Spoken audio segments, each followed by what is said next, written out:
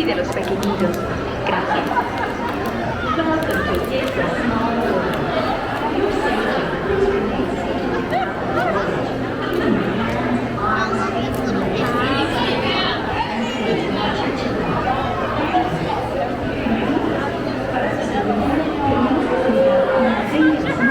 brazos, pies y piernas tengan y cuide a los pequeñitos. Welcome to ItsaSmall World.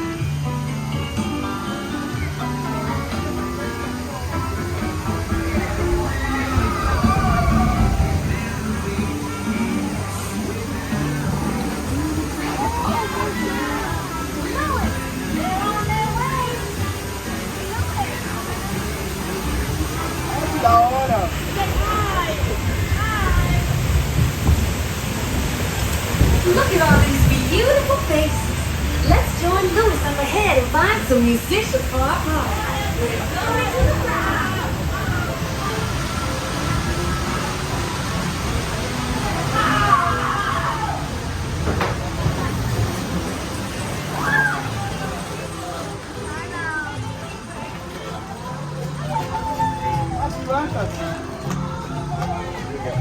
Hello? Anyone down here who can blow a hole in the jam? Hello?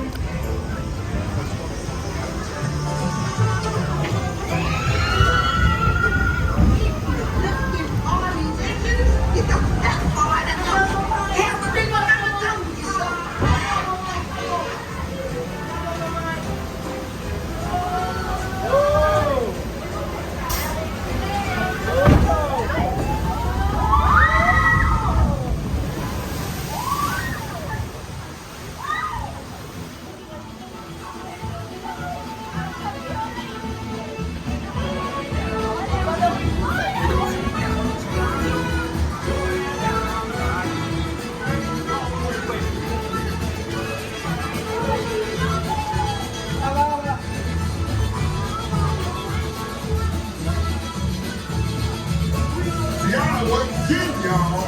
This Sonic man she found can play. Hallelujah.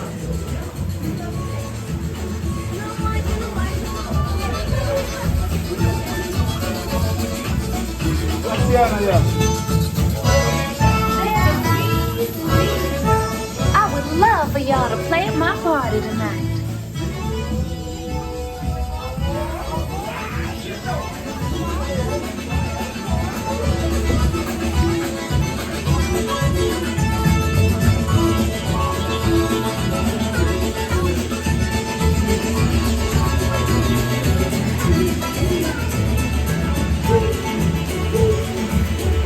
Isso é muito lindo, velho.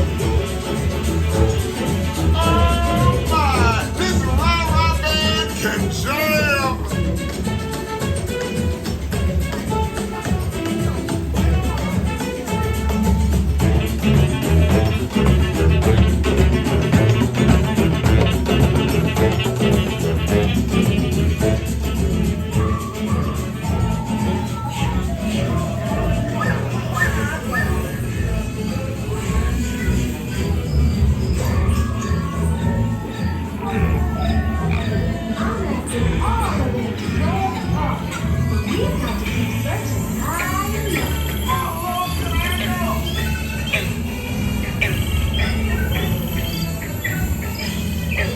I hope they all come to the party to play, but let's explore a bit more.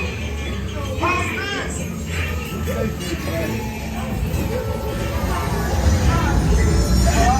Olha lá, macumbeira. Our little friends below are doing big things. Agora vai cair.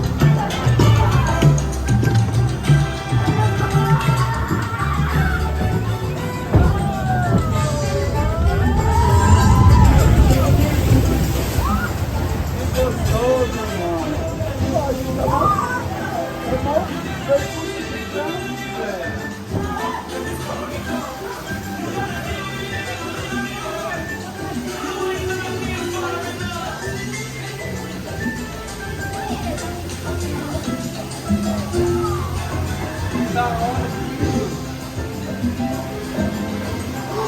Y'all got itty bitty little buddies. But you found the sound. That was great.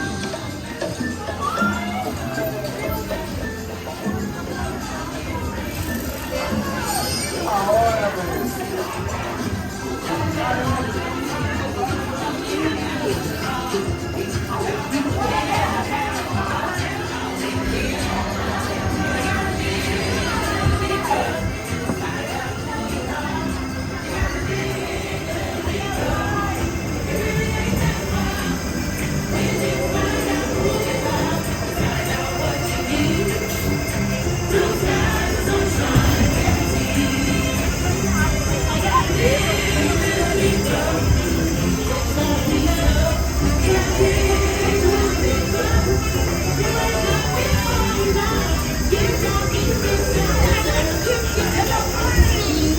You'll get there in no time.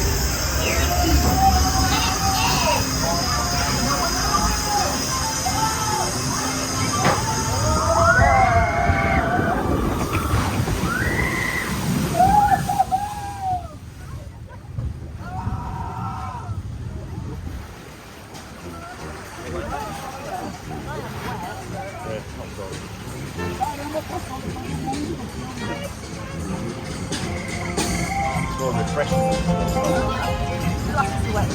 Yeah.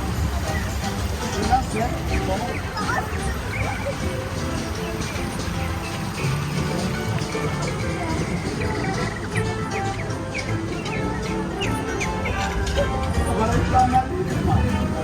Mas a gente vai no sábado. Precisamos virar a parada. Tem que ser no máximo 12h30. Vai tomar um fundo esse horário. Todo mundo comendo nessa parada. Pode continuar agora. Aí é você.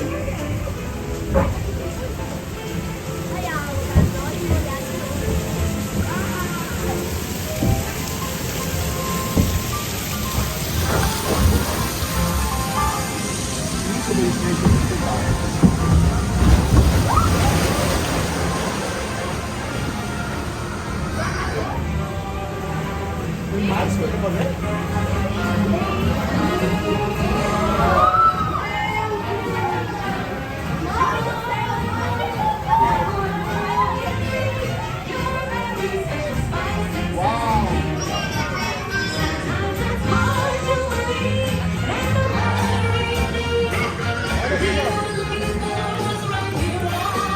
Just like me, wasting anyone's time. Y'all ain't what we say.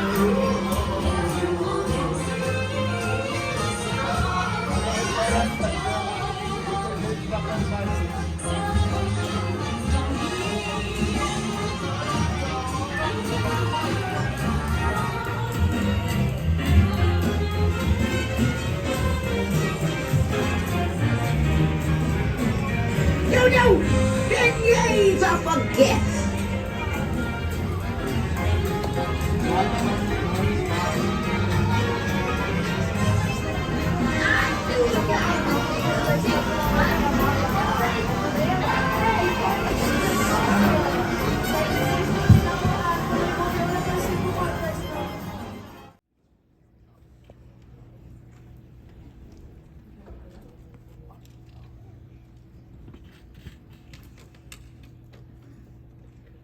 Good afternoon, and thank you for joining us here for our reverent celebration of America's leaders past and present. And now the Walt Disney World Resort is proud to present the Hall of Presidents.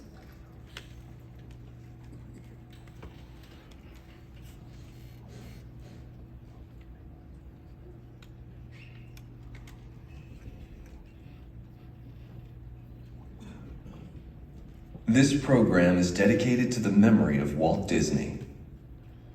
In 1971, his love for America inspired the creation of the Hall of Presidents, a place to celebrate the optimism and goodwill he saw at the heart of the American story. Walt's vision was to honor the nation by honoring the American presidency.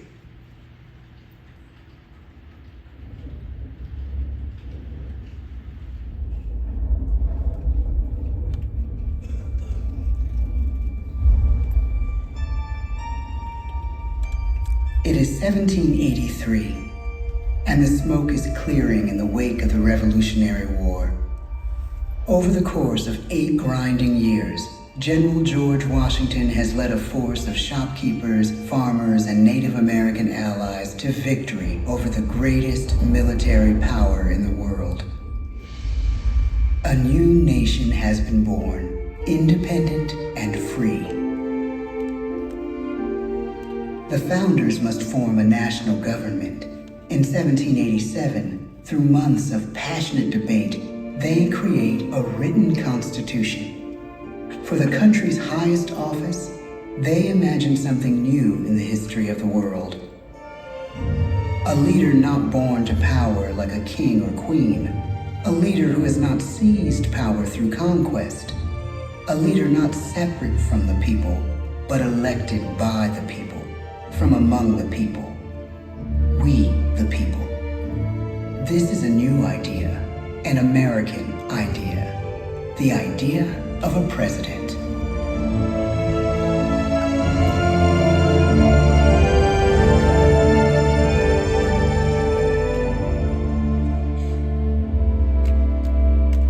The people don't know exactly what a president will be, but there is little doubt who it will be. George Washington's stature and bearing have marked him as a leader. His integrity has made him a great one.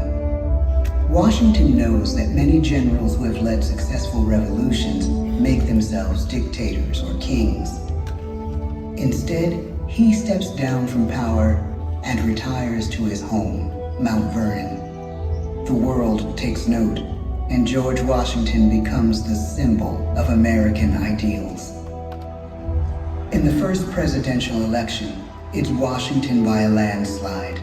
The only doubt seems to be his own. He writes, "Integrity and firmness is all I can promise. Integrity and firmness is exactly what we need." Everything he does as president will set a model for his successors. His final act may be the most important of all. After 2 terms, with no term limit in the Constitution and amid overwhelming support to stay in office, he steps down once again and hands power back to the people. He wants us to speak, to elect a new president. During the early years of the Republic, we choose leaders as different as Thomas Jefferson, John Adams, and Andrew Jackson. Elections are often bitter. Each president stands at that fiery intersection where personal character meets the challenges of the times. Some call the presidency a glorious burden. Jefferson calls it a splendid misery. We, the people, must choose well. We elect 15 presidents before the course of history brings us to the edge of a crisis like no other. A nation born of freedom still permits slavery. As the country pushes west, will new states be slave or free?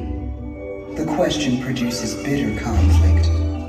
The issue rocks the election of 1860 and brings Abraham Lincoln onto the national stage.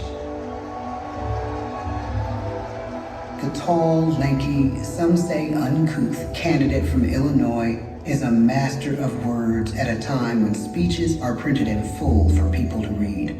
A house divided against itself cannot stand, he has said. With Lincoln's election, the House does indeed divide. Civil War. 11 states secede from the Union. The war becomes a defining passage in the American story. The president's own inner strength and depth of character changed the course of history. Lincoln had come up the hard way on the American frontier, desperately poor, with less than a year of formal schooling. His early years were scarred by tragedy, the death of his mother, his sister, his first love. He struggles with depression, but never loses his determination to rise above it. He once said he's driven by a desire to leave the world a little better place for having lived in it. The war rages. Lincoln fights to preserve the Union and end slavery. Neither is a sure thing. At Gettysburg, Pennsylvania, 6 months after one of the bloodiest battles of the war, the president dedicates a cemetery to the thousands of soldiers who died there, in words we can never forget.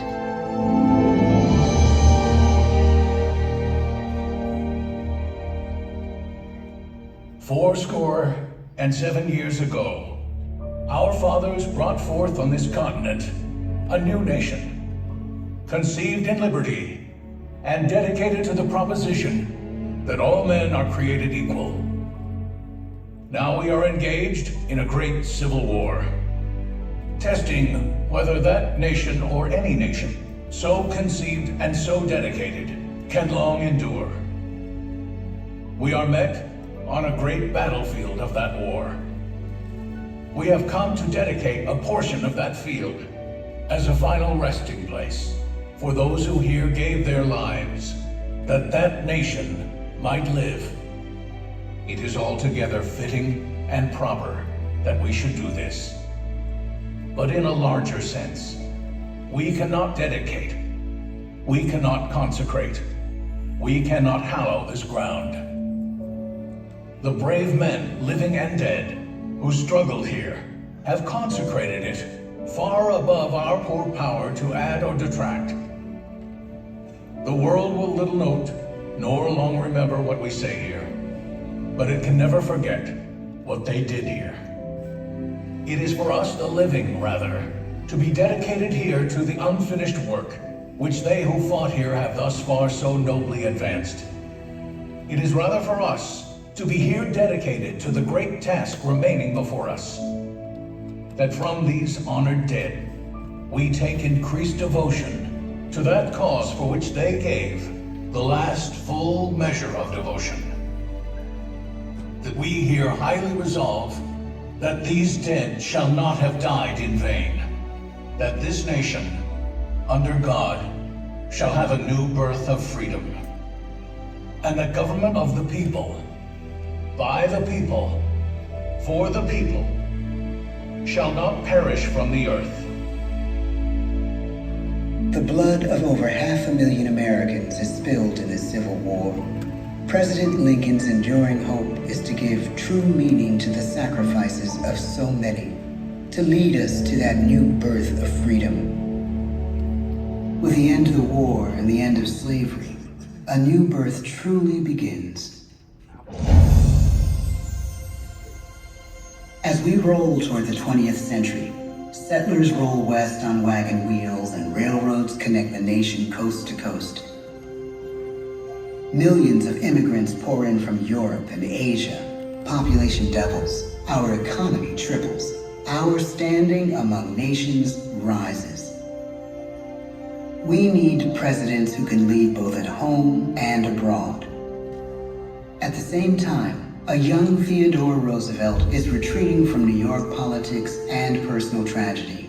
The death of his wife and his mother on the same day in the same house. In the Badlands of North Dakota, he rethinks his life and the life of his country. He returns stronger in body and spirit. His renewed energy is just what his country needs.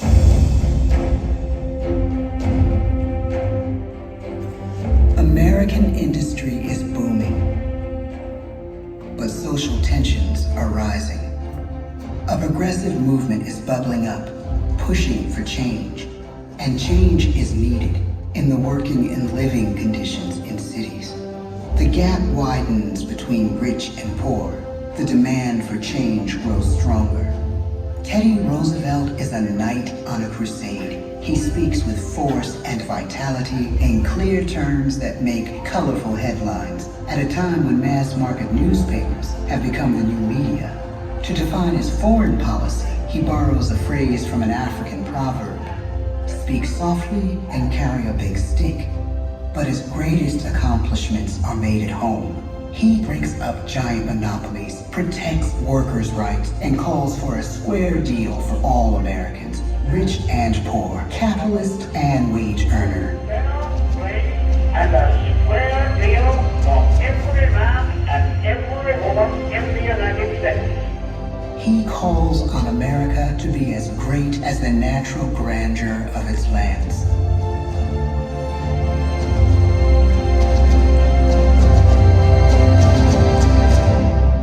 Keep your eyes on the stars and your feet on the ground, he tells us. And we do.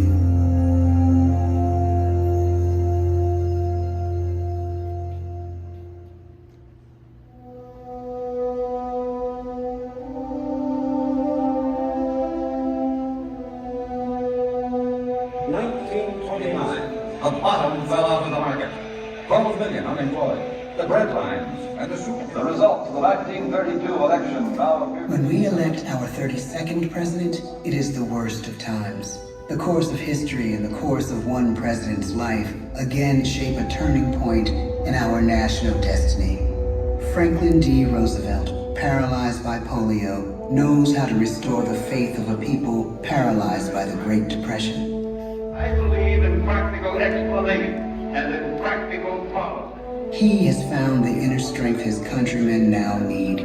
He speaks to us like a friend, a neighbor. His optimism is contagious. His voice perfect for the latest breakthrough medium, radio. He calls us to believe we have nothing to fear but fear itself. And we do believe. Tonight's attacks on England are perhaps the most widespread of a war in the course of the day. But an even greater challenge dominates his final years in office. The Second World War.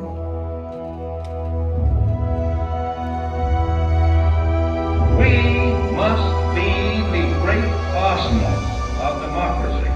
This is an emergency as serious as war itself. We stun the world with our production.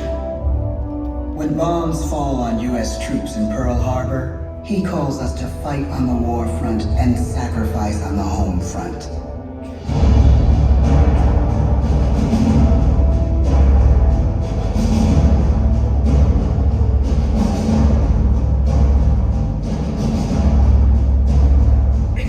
The harder the sacrifice, the more glorious the triumph. So spoke America in the year 1776. So speak Americans today. The world changes. The country changes. And yet, in one sense, what we need most from our presidents has never changed. A guiding vision that calls forth the best that America can be. Will outer space be developed for the benefit of all mankind? Or will it become another focus for the arms race? The choice is urgent, and it is ours to make. Ask not what your country can do for you. Ask what you can do for your country. But really, it's all of us who must overcome the crippling legacy of bigotry and injustice. And we shall overcome. One of the agreements that President Sadat and Prime Minister Begin are signing tonight is entitled A Framework for Peace in the Middle East. Mr. Gorbachev, tear down this wall. You have lost too much, but you have certainly not lost America. I can hear you. The rest of the world hears you. Loving this country requires the willingness to speak out for what is right, to shake up the status quo. That's America. Our presidency is no longer just an idea. It is an idea with a proud history. Ladies and gentlemen, the presidents of the United States of America.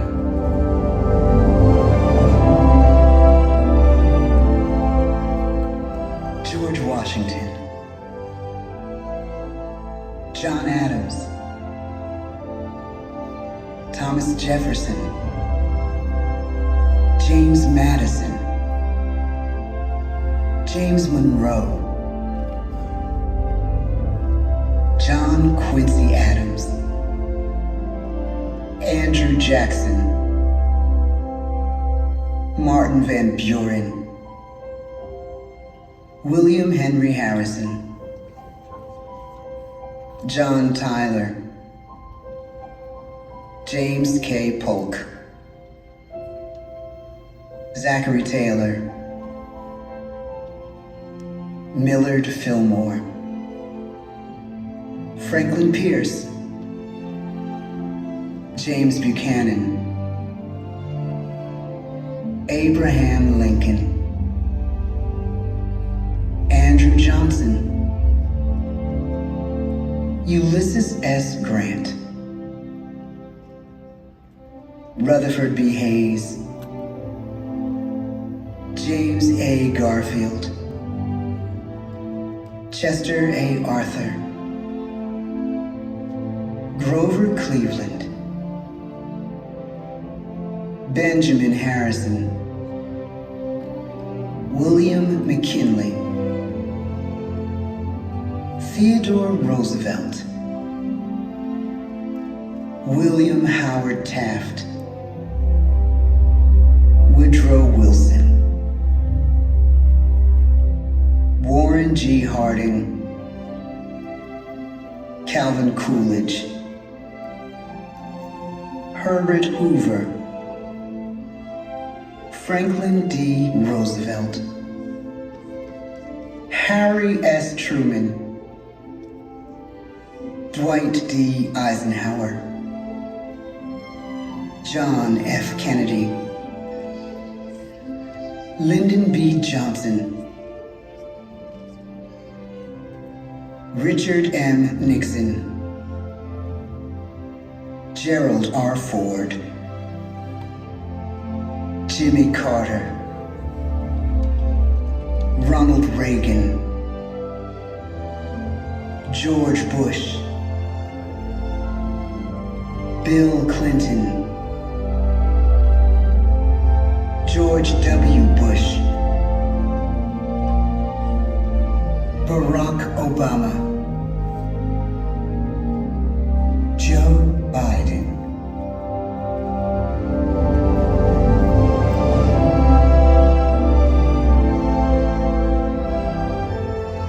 And now we come to the present. Once again, we place our trust in the idea of a president, as we have from the beginning. My fellow citizens, no event could have filled me with greater anxieties than that notification on the 14th day of April, 1789, that you had selected me to lead our nation. But it was with the confidence of my fellow citizens that I took an oath. 35 simple words that have been repeated by every American president throughout history.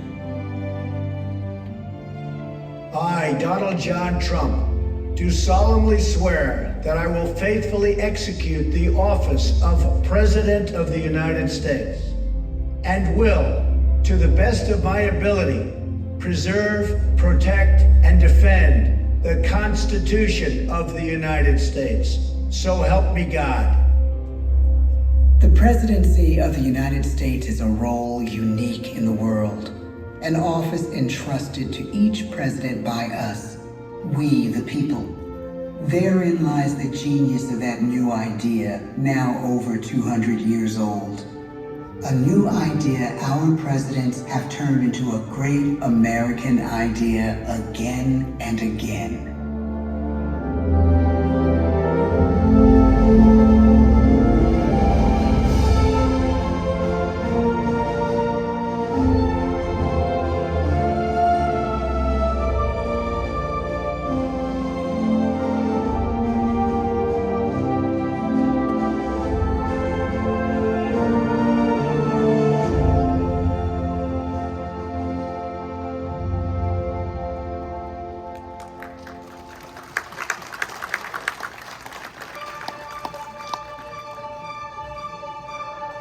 This concludes our presentation.